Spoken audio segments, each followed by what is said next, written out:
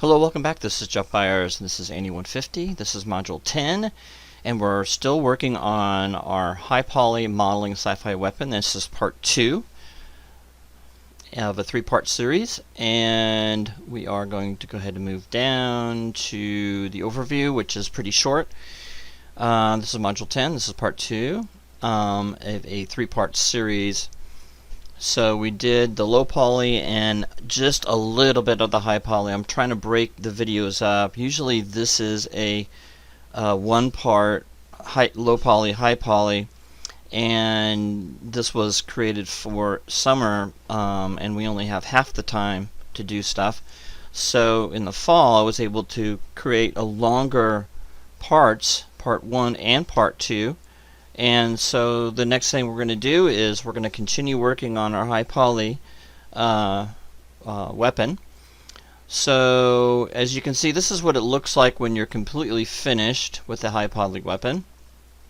And then you guys can ignore the lesson content, and you do not want to ignore the quiz review. So please review this. It's going to be over the view bar. You had it. Quiz 9. This is the second part of the quiz. This is quiz 10.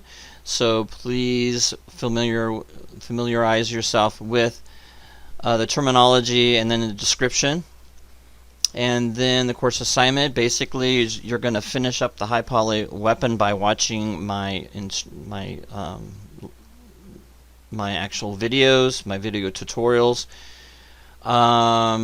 And the reason why I paused there for a second is because I was thinking of those of you that do everything on your own. You could get in trouble with this and get behind. The video tutorials are there for you to watch, so please watch them.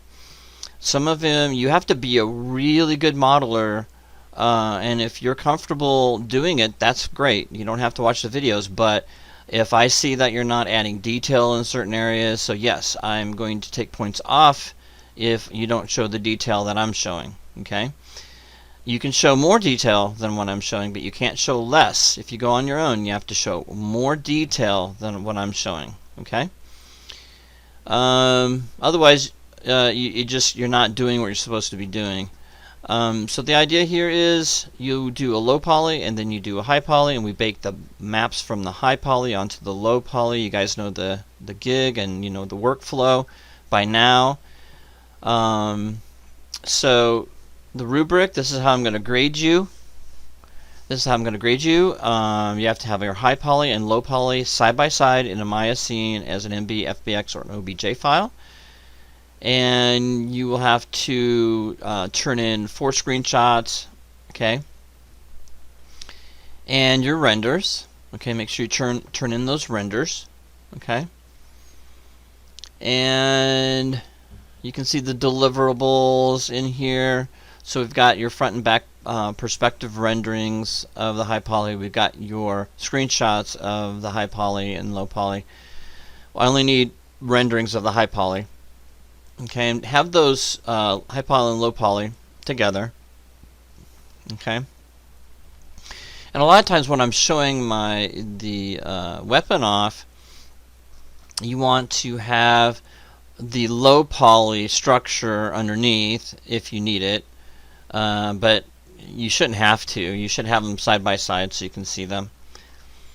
Okay, we're not baking maps or anything. We're not doing any of that stuff, so you don't have to worry about texturing. That's going to be in the next module and rendering with the final beauty passes and all that stuff.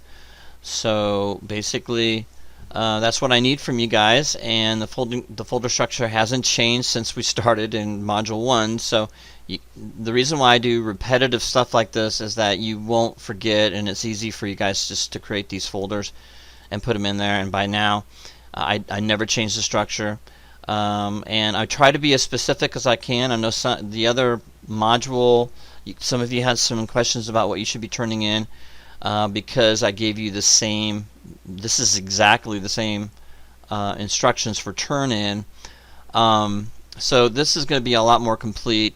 This will match a lot easier for you guys, and don't worry.